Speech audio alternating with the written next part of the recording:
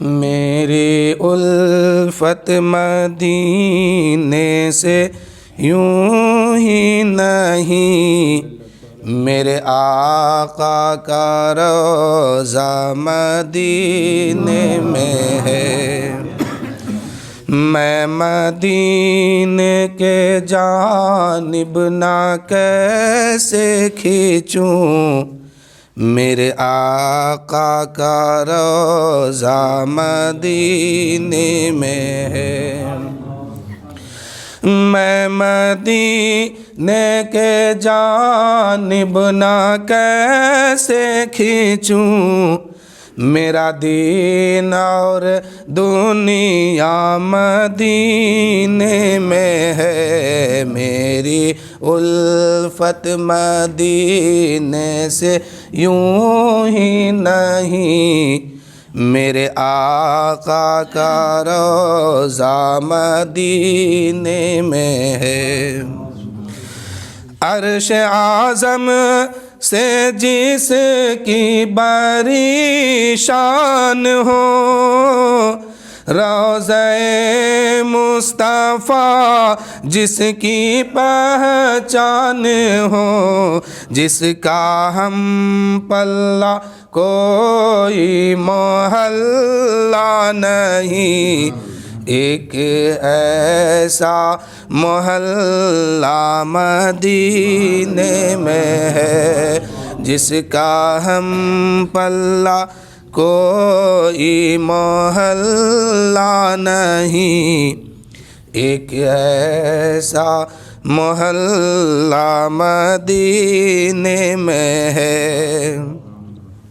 میں مدینے کے جانب نہ کیسے کھینچوں، میرا دین اور دنیا مدینے میں ہے۔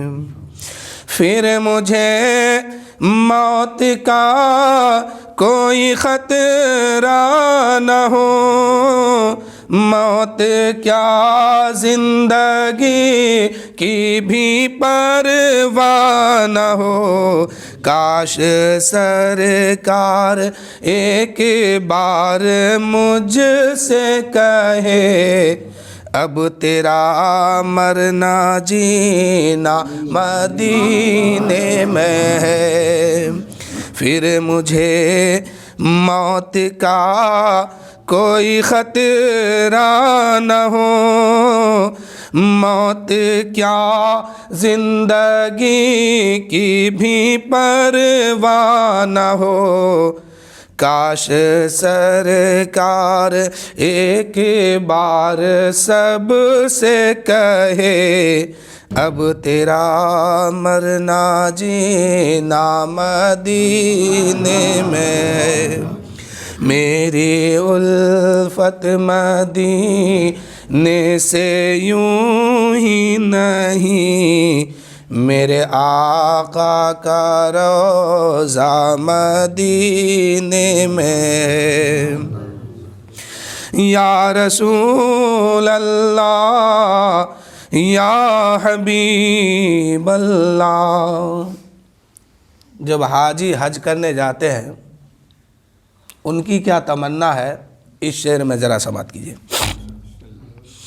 مکہ میں عمرہ کرنا تھا سو کر لیا، جس قدر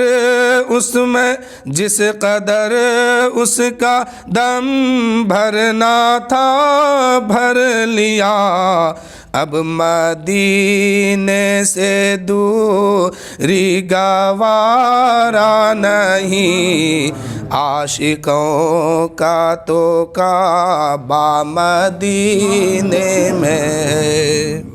اعلیٰ حضرت کہتے ہیں حاجیو آؤ شہنشاہ کا روضہ دیکھو، کعبہ تو دیکھ چکے اب کعبے کا کعبہ دیکھو۔ یعنی اب ایک حاجی جب وہاں سے واپس ہوتے ہیں تو اس وقت ان کی کیفیت کو اگر دیکھیے گا تو ان کا صرف جسم گھر واپس آتا ہے، سارا اثاثہ سارا ارمان جو ہے وہ مدینے میں چھوڑ کے آتا ہے۔ یعنی ایک حاجی جو دل سے حج کرنے گیا ہے، واقعی اس کی تمنا حج کی تھی، تو وہ آتے سمے جو ہے بار بار مدینہ دیکھتے ہیں، جبکہ اس کا گھر بھارت میں ہے، اس کا گھر کہیں اور دیش میں ہے، اس کا سارا کاروبار کہیں اور جگہ ہے، گھر کے بچے، گھر کے بوڑھے، خاندان کہیں اور جگہ ہے، لیکن دھیان اس کا مدینہ شریف میں ہے کہ ہم کہاں سے واپس جا رہے ہیں، اور تمنا یہی کرتے ہیں کہ آقا ایک بار اور بلا لیجیے۔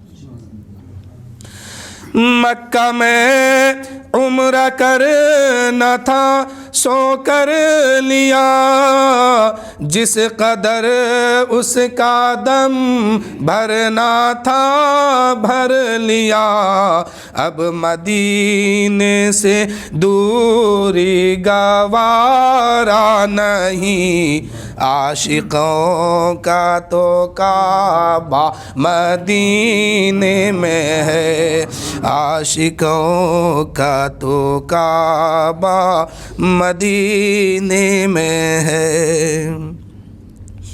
سرور دو جہاں سے دعا ہے میری، ہاں یہی چشموں تر التجا ہے میری، ان کی فہرست میں میرا بھی نام ہو، جس کا روز آنا جانا مدینے میں ہے، جس کا روز آنا جانا مدینے میں ہے، میری الفت مدینے سے یوں ہی نہیں، میرے آقا کا روضہ مدینے میں ہے، میں مدینے کے جانب نہ کیسے بڑھوں، میرا دین اور دنیا مدینے میں ہے۔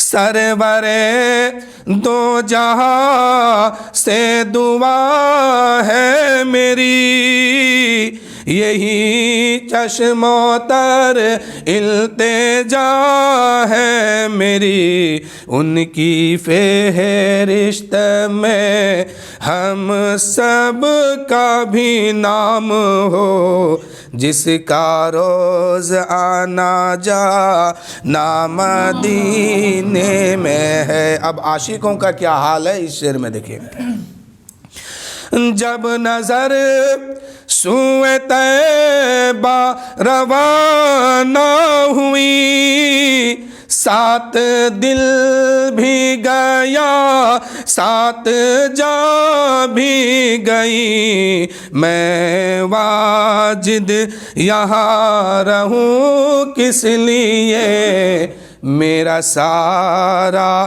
اثاثہ مدینے میں ہے۔ جیسے انسان بیٹھ کے کبھی کچھ سوچنے لگتے ہیں، چاہے وہ کوئی بات ہو یا کسی بھی معاملے میں، جب بندہ سوچنے لگتا ہے تو اس کا سارا دھیان جو ہے اس طرف پہنچتا ہے، اور اس کے اگل بغل میں کیا ہوتا ہے اس کو خبر نہیں ہوتی ہے۔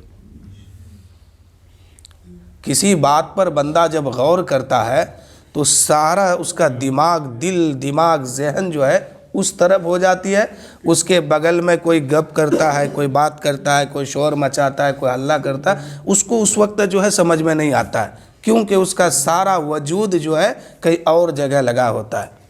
اسی طرح جب کوئی عاشق رسول جب بیٹھتے ہیں اور مدینہ اور مکہ شریف کی یاد میں بیٹھتے ہیں تو اس کے ذہن میں یہ بات آتی ہے کہ مکہ ایسے ہے، گنبد خضرا یہاں ہے، مدینہ شریف یہاں ہے، روضہ رسول یہاں ہے، کبھی خانہ کعبہ پر دھیان پڑتی ہے، کبھی روضہ رسول کے طرف دھیان جاتی ہے، کبھی گنبد خضرا کو دیکھتے ہیں وہ، یعنی تصورات کی دنیا میں جب وہ بیٹھتے ہیں اس کا سارا خیال، سارا دماغ، سارا ذہن جو ہے کبھی مکہ کبھی مدینہ، کبھی مکہ کبھی مدینہ۔ شاعر اسی کو نقشہ کھینچے ہیں کہ جب نظر سوئے طیبہ روانہ ہوئی، ساتھ دل بھی گیا ساتھ جان بھی گئی، میں واجد یہاں رہوں کس لیے، میرا سارا اثاثہ مدینے میں ہے، میرا سارا اثاثہ مدینے میں ہے۔ ارے اے خدا کے بندو، کوئی میرے دل کو تو ڈھونڈو، ابھی پاس تھا خدایا، ابھی کیا ہوا خدا جانے۔ کہا آگے کہ ہمیں اے رضا تیرے دل کا پتہ چلا بمشکل، در روضے کے مقابل انہیں میں نے پایا، یہ نہ پوچھ کے کیسے پایا۔ کہ میری الفت مدینے سے یوں ہی نہیں، میری الفت مدینے سے یوں ہی نہیں، میرے آقا کا روضہ مدینے میں ہے، میں مدینے کے جانب نہ کیسے کھینچوں، میرا دین اور دنیا مدینے میں ہے۔ شاعر عاشق رسول جب جنت کے قریب جائیں گے تو جنت کے مالک سے کہیں گے کہ میں آ گیا ہوں دل میں عشق نبی لیے ہوئے، میں آ گیا ہوں دل میں عشق نبی لیے ہوئے، اے بہشت بول تیرا دام کتنا ہے۔ پورے بہشت سے ہی دام پوچھ لیں گے عاشق۔ اور عاشق رسول جب دوزخ کے اوپر سے یعنی پلسرات سے گزریں گے تو دوزخ جو ہے بار بار چیخے گی کہ اے نبی کا عاشق تم جلدی کرو یہاں سے گزرنے میں، اسی لیے کہ تیرے ایمان کی نور کی جھلک سے جو ہے میری آگ ٹھنڈی ہو رہی ہے۔ یہ عاشق کا مقام ہوگا۔ اور کہ مکہ میں عمرہ کرنا تھا سو کر لیا، جس قدر اس کا دم بھرنا تھا بھر لیا، اب مدینے سے دوری گوارا نہیں، عاشقوں کا تو کعبہ مدینے میں ہے۔ درود شریف پڑھیں، اللہم صلی علی سیدنا شفیعنا حبیبنا مولانا محمد معدن الجود والکرم، وعلیہ صلاۃ و سلام علیک یا رسول اللہ صلی اللہ تعالی علیہ وسلم۔ انسان جب اس دنیا میں آتے ہیں تو خالی ہاتھ آتے ہیں، اپنے ساتھ وہ کچھ نہیں لاتا ہے، یہاں تک کہ انسان برہنہ دنیا میں آتا ہے، اپنے ساتھ کپڑا بھی لے کے نہیں آتا ہے۔ لیکن جب اس دنیا سے وہ جاتے ہیں تو ساتھ میں وہ کچھ لے کے جاتے ہیں، اب وہ خالی ہاتھ نہیں جاتے ہیں۔ لوگ کہتے ہیں کیا کہ خالی ہاتھ آئے تھے خالی ہاتھ جا رہے ہیں، نہیں، خالی ہاتھ وہ آئے تھے، اب دنیا کو وہ لے کے جا رہے ہیں، خالی ہاتھ اب نہیں لے کے جا رہے ہیں۔ وہ اپنے ساتھ جو چیز لے کے جاتے ہیں یا تو اس کو دکھائی دیتا ہے یا پھر فرشتوں کو دکھائی دیتا کہ اپنے ساتھ کیا لے کے جا رہے ہیں۔ ہم تو آپ تو صرف یہی دیکھتے ہیں کہ کفن ان کو دے دیے، کفن میں لپٹ دیے، یہی وہ لے کے جا رہے ہیں۔ اور جو بے سہارا ہو کر کے کہیں انتقال کیے ہیں یا جنگل میں کوئی انتقال کیے ہیں، کوئی پانی میں ڈوب گئے ہیں سمندر میں، یہ تو خالی ہاتھ جا رہے ہیں کیونکہ اس کو کفن بھی نہیں ملا، لیکن خالی ہاتھ یہ بھی نہیں ہے، اس کے ساتھ بھی کچھ ہے۔ اور جو ہے وہ جان رہا ہے کہ ہم کیا لے کے جا رہے ہیں۔ کیا لے کے جاتے ہیں؟ وہ اعمال لے کر کے وہ اپنے کفن کے ساتھ لے کے جا رہے ہیں۔ ہر مرنے والے کے اندر ایک خواہش ہوتی ہے، بڑی حسرت سے اس وقت وہ دیکھتے ہیں کہ اے لوگوں میں کیا کیا دنیا میں آ کر کے، آج میرا دنیا چھوٹ رہا ہے، آج میرے ساتھ کچھ نہیں ہے، بس عمل کے سوا کاش اگر اور اچھا عمل کر لیتا تو قبر میں بھی سکون اور قیامت کے دن بھی آسانی سے ہم پاس ہو جاتے۔ تو اب جو ہے مرنے والا اپنے ساتھ جو ہے عمل لے کے جاتے ہیں، اچھا عمل کیا ہے وہ بھی ساتھ میں ہے، غلط عمل کیا ہے وہ بھی ساتھ میں ہے، قبر میں لے کے جاتے ہیں یہ۔ اس کے بعد اس عمل کا حساب میدان محشر میں ہوگا، پھر فیصلہ ہوگا کہ کیا کرنا ہے۔ یعنی بندہ جب تک دنیا میں ہے تب تک اس کو عمل کرنے کا موقع ہے، چاہے وہ جو عمل چاہے کر لے۔ مرنے کے بعد نہ انسان کوئی عمل کر سکتا ہے، چاہے وہ اچھا ہو یا خراب ہو، کوئی عمل اب اس کے بس میں نہیں ہے۔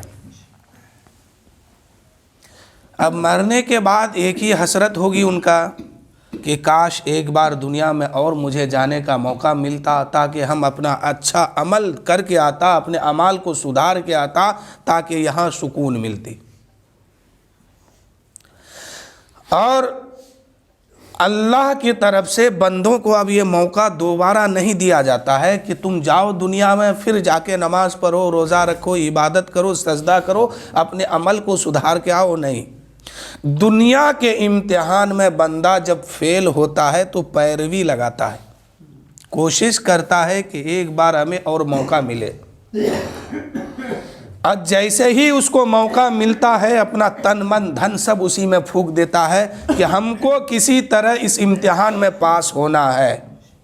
لیکن مرنے کے بعد جو ہے کوئی سسٹم ایسا نہیں بنایا گیا کہ دوبارہ اس کو موقع دیا جائے کہ دنیا میں جاؤ اور جا کر کے اچھا عمل کر کے آؤ، ایسا سسٹم نہیں ہے۔ اب یہ دنیا کا معاملہ ہے، اس لیے موقع ملتا ہے، مرنے کے بعد کوئی موقع اس کو نہیں دیا جائے گا۔ اب جو ہے وہاں حساب و کتاب شروع ہوگا۔ قبر میں جائیں گے تو قبر کہتی ہے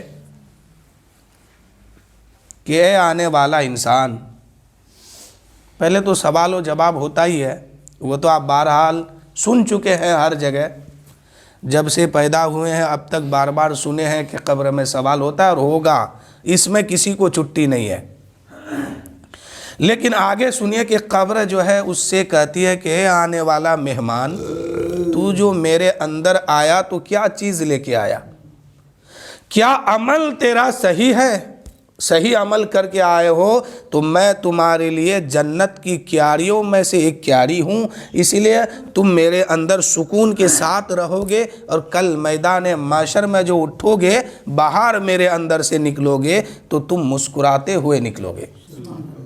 میدان محشر یعنی قیامت کا جب دن آئے گا، سور پھونکا جائے گا، سارے لوگ ختم ہو جائیں گے، دنیا بھی ختم ہو جائے گی، پھر اللہ تعالیٰ جب چاہے گا اس فرشتے کو دوبارہ زندہ کرے گا، جو فرشتہ سور پھونکے تھے، پھر اس کو دوبارہ سور پھونکنے کا حکم ہوگا تو تمام روحیں جو ہے اپنے اپنے قبر میں داخل ہوگی۔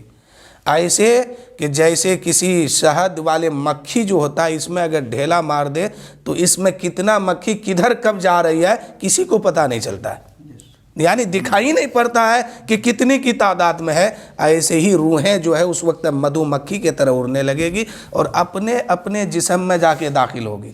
ایسا نہیں ہے کہ کسی کی روح کسی دوسرے جسم میں داخل ہو جائے، نہیں، بلکہ یہ اللہ کی قدرت ہے، جس کی روح جس جسم سے نکلی ہے اسی جسم میں داخل ہوگی۔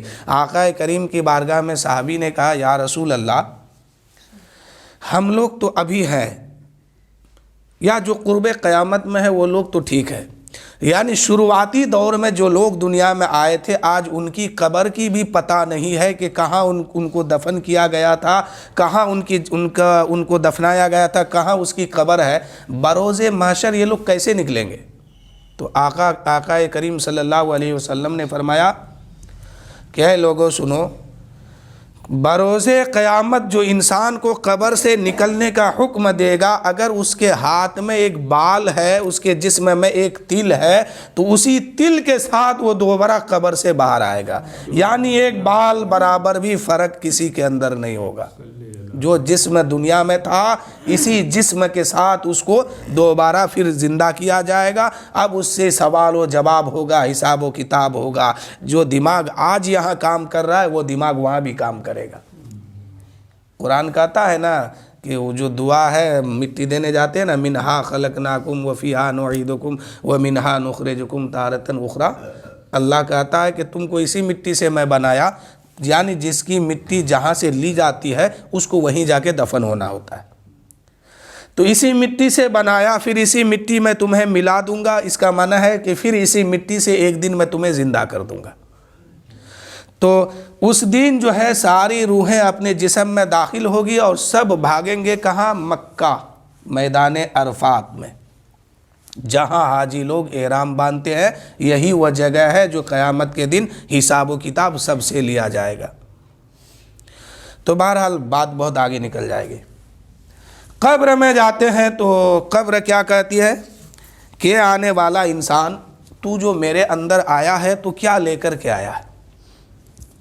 پہلا سوال ہوتا ہے، اور کہتی ہے کہ اگر تو اچھا عمل کر کے آیا ہے تو میں تیرے لیے جنت کی کیاریوں میں سے ایک کیاری ہوں، اور اگر عمل خراب کر کے آیا ہے تو میں تیرے لیے جہنم کے گڈھوں میں سے ایک گڈھا ہوں، یہی کہتی ہے۔ اب انسان کا اگر عمل صحیح ہے تو وہ قبر کہتی ہے، وہ مٹی کی ڈھیر اس سے کہتی ہے، آنے والا جب تک تو میرے اندر نہیں آیا تھا تو میں ایک مٹی کی ڈھیر بنی ہوئی تھی، تو میرے اندر آیا، اتنا اچھا اعمال لے کر کے آیا کہ اللہ تعالیٰ نے تیرے صدقے میں مجھے جنت کے باغوں میں سے ایک باغ بنا دیا ہے، لے اب میں تیرے ساتھ کیا سلوک کروں گی؟ کل بروز محشر جو میرے اندر سے تو نکلے گا تو مسکراتے ہوئے نکلے گا۔ سبحان اللہ، سبحان اللہ۔ اب وہی قبر پھر کہتی ہے، اگر گنہگار پہنچتا ہے تو، بے نمازی بے عمل لوگ پہنچتے ہیں تو وہی قبر کہتی ہے کہ اے قبر کھودنے والے، میرے اندر اس کا گھر مت بنا، بار بار روکتی ہے، لیکن انسان کو سنائی نہیں دیتا، قبر اس کی بن جاتی ہے۔ اب وہی مٹی کی ڈھیر کہتی ہے کہ اے آنے والا، تیرا عمل اچھا نہیں ہے، تو میرے اندر آیا ہے، جب تک تو نہیں آیا تھا سکون میرے پاس ہے، چین امن میرے پاس ہے، لیکن تیرے آنے کے وجہ سے اللہ تعالیٰ جو ہے، تیرے آنے کے وجہ سے جو ہے مجھے جہنم کے گڈھوں میں سے ایک گڈھا بنا دیا ہے، اب تو دیکھ تیرے ساتھ میں کیا سلوک کرتی ہوں، کل بروز قیامت میرے اندر سے جو تم نکلو گے تو سب سے زیادہ رونے والا تو ہی ہوگے۔ قبر کہتی ہے میرے اندر سانپ ہے، میرے اندر بچھو ہے، میرے اندر طرح طرح کی عذاب ہے، تم نے تیاری اگر کر کے آیا تو سب ٹھیک ہے تیرے لیے، اور تیاری نہیں کر کے آیا تو سب گڑبڑ ہے۔ زمین بار بار انسان کو دین میں ہر دن چیخ کر کے پکار کر کے کہتی ہے، او آنے والا، تم ایک دن میرے اندر آئے گا، تیاری کر لے، میں تیرے لیے یا تو جہنم کے گڈھوں میں سے ایک گڈھا ہوں یا جنت کی کیاریوں میں سے ایک کیاری ہوں۔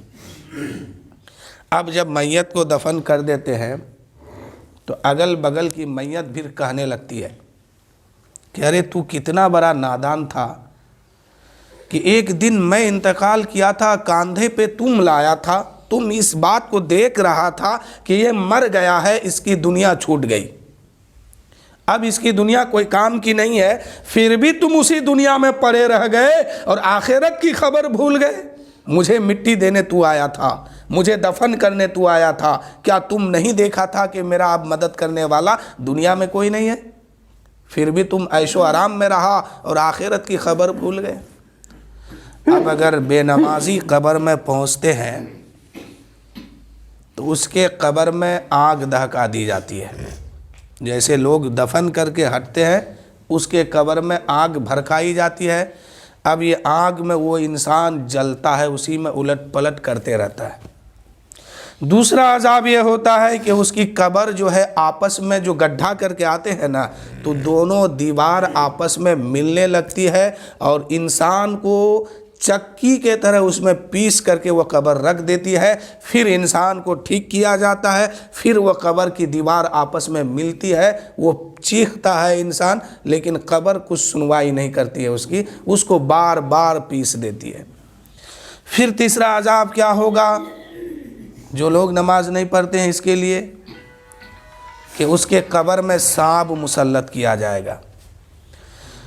اور ایک بار اس سانپ اس کو ڈسے گا تو 70 گز زمین کے نیچے وہ بندہ دھس جائے گا. پھر وہ سانپ جو ہے اپنے پنجے کے بل میں پکڑ کر کے اس کو باہر نکالے گا اور نکالنے کے بعد پھر اس کو ڈسے گا. یعنی جب تک اللہ کا حکم ہوگا یہ عذاب اس کے قبر میں مسلط رہے گا. لیکن جب کوئی نمازی، کوئی ایمان والا، کوئی اچھا عمل کرنے والا قبر میں جاتے ہیں، تیسرا سوال ہوتا ہے. یہ جب پاس ہو جاتے ہیں تیسرا سوال میں، تو اب اسے کیا کہا جاتا ہے کہ اے فرشتوں، آواز آتی ہے کہ اے فرشتوں، میرا بندہ سچا ہے، سچ کہا ہے، اس کے لیے جنت کی کھڑکی کھولو اور جنت سے بچھونا لے کے آؤ اور بچھاؤ اور اس کو کہو کہ تم اس میں سو جاؤ. تو یہ عمل جو وہاں جو ہوگا، تو یہ چیز آپ کو دنیا میں کرنا ہے، ہمیں دنیا میں کرنا ہے. اس لیے کہ جنت کی کھڑکی جو ہے آپ کے لیے وہاں پہلے سے تیار نہیں ہے، یا میرے لیے پہلے سے تیار نہیں ہے. وہ کھڑکی دنیا ہی میں رہ کر کے بنانا ہوگا.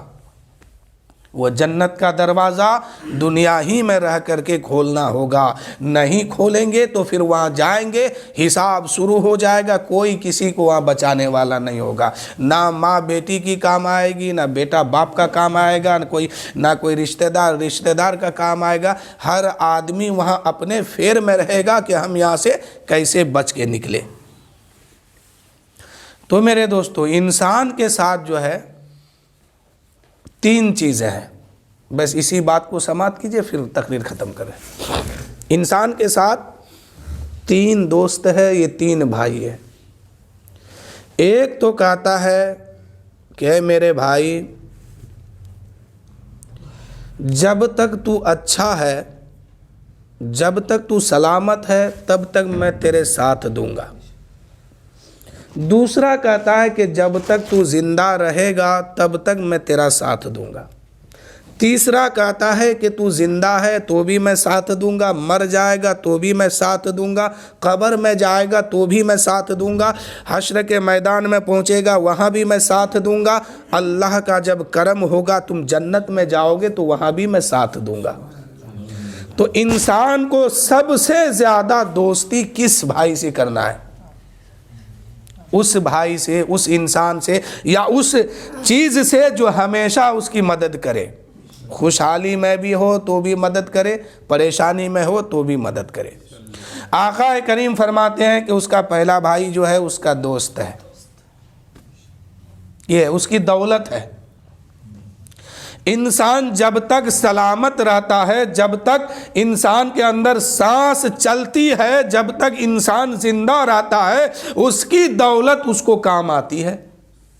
اور جو ہی آنکھ بند ہو گئی، دھڑکن ختم ہو گئی، انسان انتقال کر جاتے ہیں، تو سب سے پہلے جو اس سے چھوٹنے والی چیز ہے اس کی دولت ہے. ابھی جسم اس کا دنیا ہی میں ہے، صرف روح نکلی ہے، جسم دنیا میں ہے، وہ مر چکے ہیں. اس کی دولت اب اس کے لیے کوئی کام کی چیز نہیں ہے. نہ اس کا گھر، نہ اس کی دولت، نہ اس کا روپیہ پیسہ، نہ اس کے دھن دولت، کوئی اب اس کا کام آنے والی نہیں ہے. تو سب سے پہلے بے وفائی کون کیا؟ اس کی دولت، جس کو کمانے کے لیے بندہ اپنے اعمال کو خراب کر دیتا ہے. اعمال ہی میں سب کچھ ہے، اور اسی کو حاصل کرنے کے لیے بندہ اپنے آخرت کو بھی بھول جاتا ہے. دوسرا ساتھی کون ہے؟ اس کی اولاد، اس کے عیال، یعنی بھائی، برادر، رشتہ دار، خاندان. یہ لوگ کب تک ساتھ دیتے ہیں؟ جب قبر میں میت کو رکھ دیتے ہیں، رکھنے کے بعد مٹی ڈالتے ہیں، وہاں تک ساتھ دیتے ہیں. اس کے بعد کہتے ہیں اب تیرا عمل تو سمجھ، میرا عمل ہم سمجھیں گے. اب تیرا معاملہ یہاں سے الگ ہے، میرا معاملہ الگ ہے. اب وہاں سے سارے لوگ واپس آتے ہیں. تب تک منکر نکیر جو ہے قبر میں داخل ہوتے ہیں، پوچھتے ہیں تیرا رب کون ہے؟ من ربو کا، تیرا رب کون ہے؟ اگر ایمان سلامت ہے تو کہے گا ربی اللہ، اگر ایمان سلامت نہیں ہے تو کہے گا میں نہیں جانتا.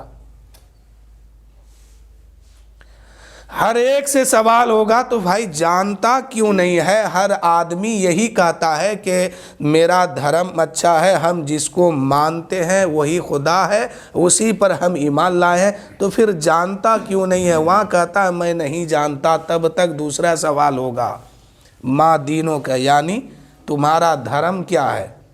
کس مذہب کی پوجا کر کے آئے ہو؟ کس دین کو مان کے آئے ہو؟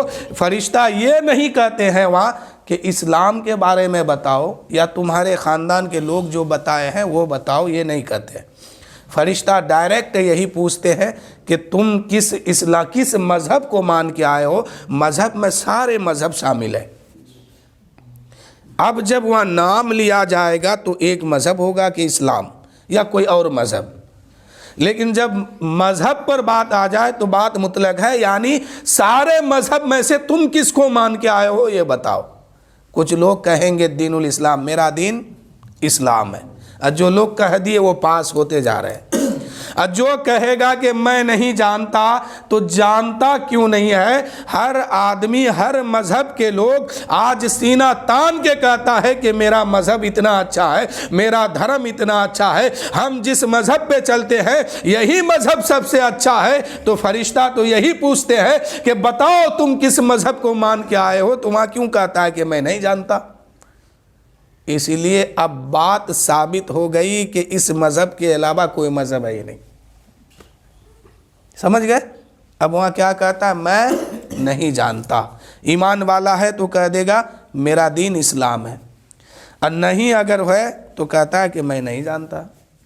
تیسرا سوال ہوگا ما کنت تقول فی حق حاضر رجل، کیا کہا کرتے تھے تم اس مرد مومن کے بارے میں، حضور کے بارے میں پوچھا جائے گا۔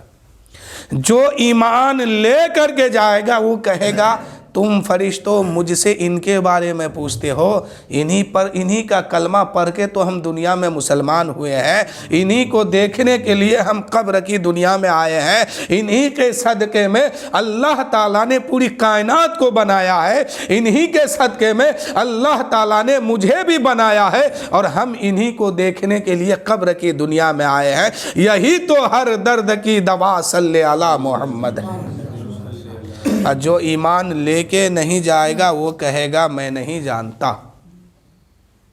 ابو جہل سے بھی پوچھا گیا تھا، ابو لہب سے بھی پوچھا گیا تھا، عتبہ شیبہ سے بھی پوچھا گیا تھا، اس وقت جو لوگ نبی کو دیکھ رہے تھے ان لوگوں سے بھی پوچھا گیا تھا، لیکن وہ لوگ کیا کہے تھے؟ جو ایمان لے کے نہیں گئے تھے وہ کیا کہے تھے؟ میں نہیں جانتا۔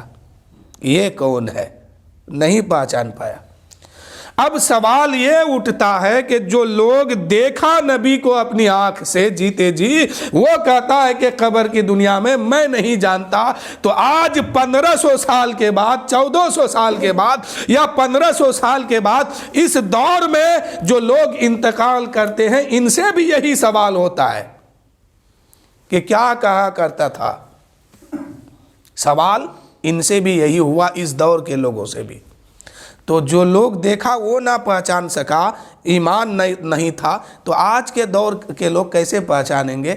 تو آقا کریم صلی اللہ علیہ وسلم سے صحابہ نے عرض کی یا رسول اللہ، قبر کی دنیا میں یہ سوال ہوگا، آپ کے بارے میں پوچھا جائے گا، ہم لوگ تو آپ کو دیکھے ہوئے ہیں میرے آقا، لیکن جو لوگ آخر زمانے میں ہوں گے، اس لیے کہ اسلام تو صرف مکہ اور مدینہ میں نہیں بلکہ پوری دنیا میں پھیلے گا، اور رب کا فرمان ہے کہ کچا پکا سارے گھر میں اسلام داخل ہوگا۔ تو یا رسول اللہ، جو لوگ نہیں دیکھا ہے وہ لوگ ایمان لائیں گے، پھر قبر کی دنیا میں جائیں گے، آپ تشریف لائیں گے، سوال ہوگا آپ کے بارے میں، تو وہ لوگ کیسے پہچانیں گے کہ یہی میرا نبی ہے، یہی آخری رسول ہے؟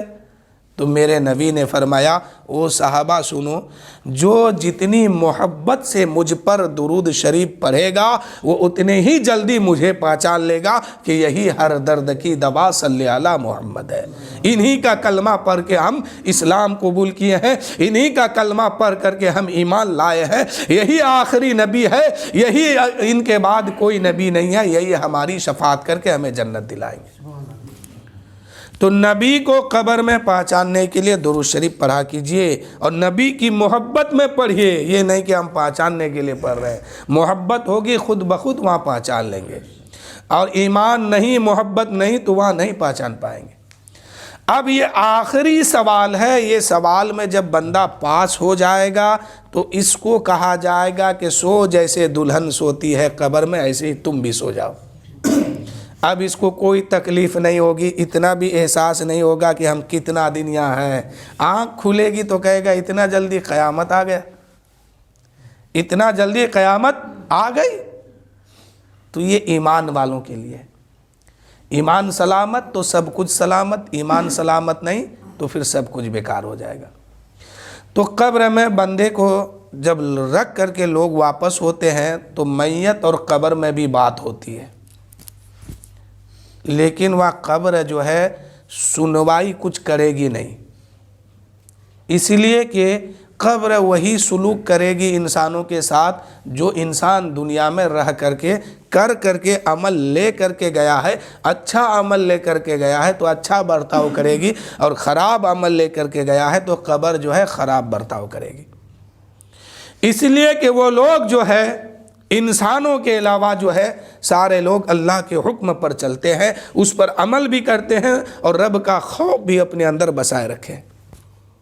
انسان ہی ہے جو بار بار پٹری چینج کر کے بگڑ جاتا ہے, اور نہ عمل اچھا رکھتا ہے, نہ نماز اچھی پڑھتا ہے, نہ کوئی ایمانداری کے ساتھ اس دنیا میں جو لوگ رہتے ہیں. یہی لوگوں کے لیے نجات ہے. جس کا ایمان خراب ہو گیا, جس کا عمل خراب ہو گیا, اس دنیا سے عمل اور ایمان کے ساتھ نہیں گیا, وہ گھر کسی کا بھی ہو وہاں بچنا مشکل ہے. اور ایمان اور عمل دونوں چیز لے کر کے گیا تو یہی چیز ان کی ہمیشہ کام آنے والی چیز ہے. اور یہ پتہ کسی کو نہیں ہے کہ ہماری موت ہوگی, آپ کی موت ہوگی تو کس حال میں ہوگی, ہم ایمان کے ساتھ جائیں گے کہ نہیں جائیں گے. یہ خبر کسی کو نہیں ہے, یہ خبر اللہ کو ہے. اس لیے ہمیشہ اللہ کی بارگاہ میں یہ دعا کرنی چاہیے کہ مولا تو مجھے موت دے گا, یقیناً دے گا, لیکن ایمان کی حالت میں دینا مولا. ایمان کے ساتھ مجھے اس دنیا سے لے جانا مولا, ایمان کے ساتھ مجھے بلانا مولا. اے پاک پروردگار, ہم تیرا گنہگار بندہ تو ضرور ہے, لیکن تیرے حبیب کی امت ہے. اپنے حبیب کے صدقے میں ہمیں ایمان پر موت دے, ایمان پر خاتمہ فرما.